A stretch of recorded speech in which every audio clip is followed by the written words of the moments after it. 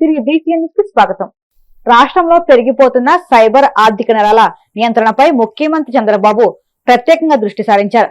ఈ నేరాల కట్టడికి పటిష్టమైన యాక్షన్ ప్లాన్ రూపొందించడమే లక్ష్యంగా సచివాలయంలో ఆయన ఉన్నత స్థాయి సమీక్ష సమావేశం నిర్వహించారు. రాష్ట్రంలో సైబర్ నేరాల తీవ్రత, వాటిని అరికెట్టేందుకు తీసుకుంటున్న చర్యలపై అధికారులతో సుదీర్ఘంగా చర్చించారు.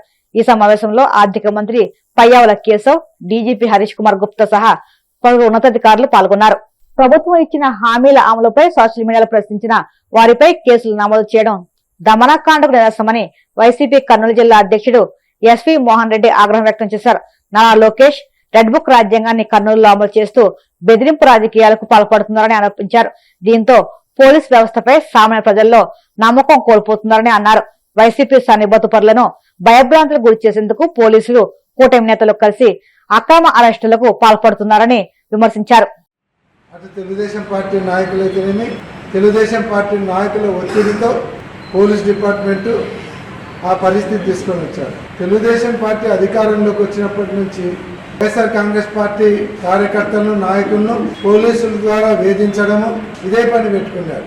అన్నిటికీ పోలీసులు ఉపయోగించుకోవడమే. వైఎస్ఆర్ కాంగ్రెస్ పార్టీ నాయకులను వేధించాలంటే పోలీస్ కేసు కొట్టడము, ఎవరిదైనా ల్యాండ్ కబ్జా చేసి దాన్ని రెగ్యులేట్ చేసుకోవాలంటే పోలీసులు ఉపయోగించుకోవడము, ఎత్తుకొచ్చి కొట్టి ఒప్పియడం. ప్రతి దానికి పోలీసులు అడ్డం పెట్టుకొని రాజకీయం చేస్తూ ఉన్నారు.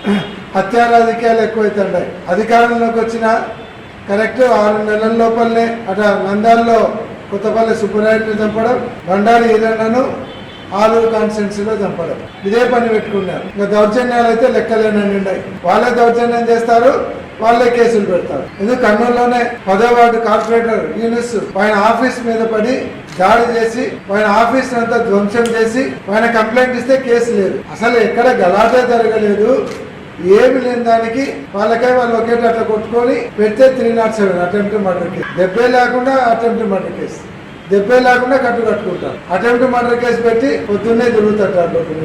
వాళ్ళ మీద కేసులు ఉండవు. అసలు ఏం జరిగిన దానికి 307 కేసు. మొన్నటికి మొన్న ఒక మా వైఎస్ఆర్ కాంగ్రెస్ పార్టీ కార్యకర్త కుటుంబ సభ్యుడు ఆత్మహత్య చేసుకుంటే దానికి ఆత్మహత్య కారకులు తిలక్, ఆయన జిల్లా సోషల్ మీడియా ప్రెసిడెంట్, ఐటీడీసీ ఏదో పేరు పెట్టినారు. ఆయన ప్రెసిడెంట్ టీడీపీ.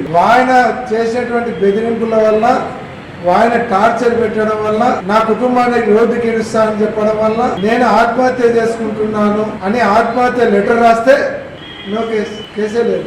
అంతకంటే క్లారిటీ కావాలన్నా అంటే పోలీసింగ్ ఉందా లేదా? బాలు నిన్న టౌన్ ప్రెసిడెంట్ బాలు అతన్ని చిన్న ఎవరో పిల్లలు నడుచుకుంటుంటే పోయి సర్దితే ఆ రోజు ఏదో వాళ్ళు కంప్లైంట్ ఇచ్చినారు, దాని మీద బెయిల్ తీసుకున్నాడు. పోయినా అతను నాన్ బెయిలబుల్ పెట్టకుండా బెయిల్ ఎందుకు ఇచ్చినారని అధికార పార్టీ మినిస్టర్ కావచ్చు వాళ్ళ నాయకులు ఒత్తిడి చేస్తే అతను ఫిజియోథెరపీ డాక్టర్ ఆయన మీద పెట్టిన కేసు చూస్తే అంటే ఓల్డ్ వండర్స్ లో ఒకటి అవుతారు. ఫిజియోథెరపీ డాక్టర్ 20 లక్షల రూపాయల కారులో 20 లీటర్ల సారాయి క్యాన్ పెట్టుకొని ఇంటింటికి తిరిగి గ్లాస్ సారాయి అమ్ముతున్నాడు. ఇంతకంటే దారుణం ఉందా కేసులు పెట్టాలంటే?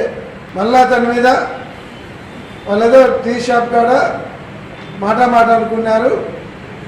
ఆమె కేసు పెట్టలేదు, ఏం లేదు, కంప్లైంట్ లేదు, ఏం లేదు. 2 నెలల కింద జరిగింది. కంప్లైంటే లేకుండా ఆ కేసు ఉంది రాని, నువ్వు అప్పుడు టీ షాప్ కాడ అరుచుకున్నావు రాని, ఇద్దరు పోలీసులు పోయి ఆయనను రమ్మని, ఆయన నేను సాయంత్రం వస్తా అంటే కూడా రమ్మని లాక్కపోవడానికి ప్రయత్నం చేస్తే వాళ్ళ అమ్మ అడ్డం వచ్చింది. ముస్లామే హార్ట్ పేషెంట్, ఆమెను తోస్తే కింద పడిపోయింది. కొద్దిసేపు అన్కాన్షియస్లో పోయింది. ఇదంతా ఇంతకుముందు కూడా తీసుకుపోయి ఇదే బాలును రీటౌన్ పోలీస్ స్టేషన్లో కొట్టడం జరిగింది. మళ్ళా ఇప్పుడు తీసుకుపోయి కొట్టాలనేటువంటి కార్యక్రమంతో ఏమంటే బాలు ఊళ్ళోకి రాకూడదు, వస్తే కొట్టాలి, అది వాళ్ళకు హుకుం తెలుగుదేశం పార్టీ. మళ్ళీ తీసుకుపోయి కొట్టడానికి ప్రయత్నం చేస్తే నా ప్రజలు వాళ్ళమ్మ కింద పడిపోవడము, అన్కాన్షియస్లో ఇవ్వడము, ఇవన్నీ తీసుకుపోయి మళ్ళీ కొడతాడు అనేటువంటి భయభ్రాంతులతో అక్కడ ఉన్నటువంటి ఆ కత్తి తీసుకొని సూసైడ్ అటెంప్ట్ చేసినారు. అంటే ఎక్కడికి పోతుంది వ్యవస్థ? అసలు కేసే లేకుండా ఇంటి మీద పోలీసులు పోవడం ఏంది, 5-6 మంది లాక్కపోవడానికి ప్రయత్నం చేయడం ఏంది? ఇంత దౌర్భాగ్యమైనటువంటి పరిస్థితుల ఇప్పటి వరకు కూడా అందరి మీద జిల్లాలో కావచ్చు, రాష్ట్రంలో కావచ్చు, ఎక్కడ పడితే అక్కడ పోలీసులు కేసులు. సోషల్ మీడియాలో ఏదైనా షేర్ కొడితే కలియుగ ప్రత్యక్ష దైవం తిరుమల శ్రీ వెంకటేశ్వర స్వామి వారిని మెదక్ బీజేపీ ఎంపీ రఘునందన్ రావు దర్శించుకున్నారు.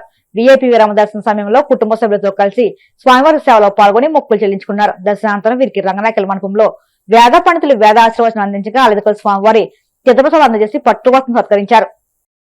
అధికారం కోల్పోయిన తర్వాత భూమి మీదకి వచ్చిన తర్వాత కూడా కొంతమందికి జ్ఞానోదయం కలిగిస్తలేడు.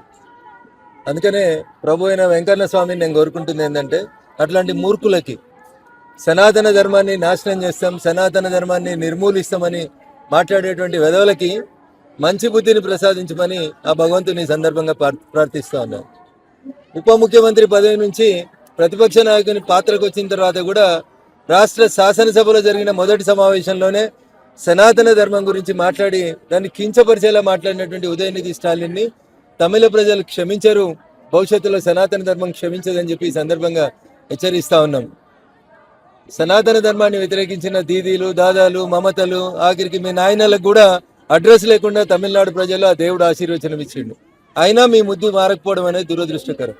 నాటి బాబర్ నుంచి మొదలుకుంటే, మొఘలుల నుంచి మొదలుకుంటే అనేక మంది విదేశీ కుట్రలు చేసి విదేశీ డబ్బులతోటి నా దేవుడు గొప్ప, నా దేవుడు గొప్ప అనేటువంటి మీ నీచ సంస్కృతికి భిన్నంగా సర్వే జనా సుఖినో భవంతు అని చెప్పి అందరం బాగుండాలని కోరుకునేటువంటి నా సనాతన ధర్మాన్ని, నా ధర్మాన్ని నాశనం చేస్తానని విర్రవిగితే తప్పకుండా మీరే నాశనం అవుతారు, మీకే అది తగులుతుందని చెప్పి ఈ సందర్భంగా వారిని హెచ్చరిస్తూ, ఇప్పటికైనా మీ నాన్న కనీసం ఎమ్మెల్యే గెలవలేకపోయిందంటే నీలాంటి వ్యక్తులు మాట్లాడినటువంటి తప్పుడు మాటల వల్లనే అది జరిగిందని అర్థం చేసుకొని కనీసం ప్రతిపక్ష నాయకుడిగానైనా ఉదయనిధి స్టాలిన్ నోరు ఒళ్ళు రెండు దగ్గర పెట్టుకొని మాట్లాడుకోవాలి తప్ప ఇంకొకటి కాదు. సర్వే జన సుఖినో భవంతి అని కోరుకునేటువంటి ధర్మం హిందూ ధర్మం, నా సనాతన ధర్మం. అందుకనే ఈ దేశంలో కరోనా వ్యాక్సిన్ ఇచ్చిన తర్వాత ప్రపంచంలో ఉన్నటువంటి దాదాపు 150 దేశాలకి కరోనా వ్యాక్సిన్ ని పంపించేసి అందరూ బాగుండాలని కోరుకున్నటువంటి ధర్మమే సనాతన ధర్మం. కాబట్టి నీలాంటి మూర్ఖులు ఎవరో ఒకరిద్దరు మాట్లాడినంత మాత్రాన వేలాది సంవత్సరాలుగా పాటిస్తున్నటువంటి సనాతన ధర్మం ప్రపంచానికి మార్గదర్శనం చేస్తే తప్ప దీన్ని నిర్మూలించడం అనేది మర్చిపోవాలని ఉదయనిధి స్టాలిన్ కి ఈ సందర్భంగా హెచ్చరిస్తూ, లేకపోతే తమిళనాడు ప్రజలు నిన్ను మర్చిపోయేటువంటి రోజు వస్తుందని చెప్పి కూడా ఈ సందర్భంగా ఉదయనిధి స్టాలిన్ కి ఈ సందర్భంగా హెచ్చరిస్తా ఉన్నారు. వార్తలు ముగించే ముందు ముఖ్యాంశాలు మరొక్కసారి. ఘనంగా డిప్యూటీ స్పీకర్ రఘురామకృష్ణరాజు జన్మదినోత్సవ వేడుకలు. వేలాదిగా తల్లి వచ్చి శుభాకాంక్షలు తెలియజేసిన నాయకులు, అభిమానులు.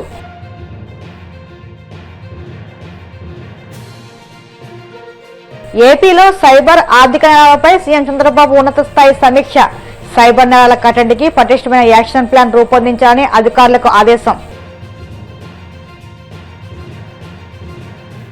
నారా లోకేష్ రెడ్ బుక్ రాజ్యాంగాన్ని కర్నూలులో అమలు చేస్తూ బెదిరింపు రాజకీయాలకు పాల్పడుతున్నారు. వైసీపీ నేత ఎస్వి మోహన్ రెడ్డి ఆగ్రహం. తిరుమల శ్రీవారిని దర్శించుకున్న మెదక్ బీజేపీ ఎంపీ రఘునందన్ రావు. ఆలయ మర్యాదలతో స్వాగతం పలికిన అధికారులు. ఈ వార్తలు సమాప్తం. మరిన్ని వార్తల కోసం BCN digital YouTube channel, Facebook పేజీని ఫాలో అవ్వండి. అప్డేట్ వార్తల కోసం ప్లీజ్ సబ్స్క్రైబ్.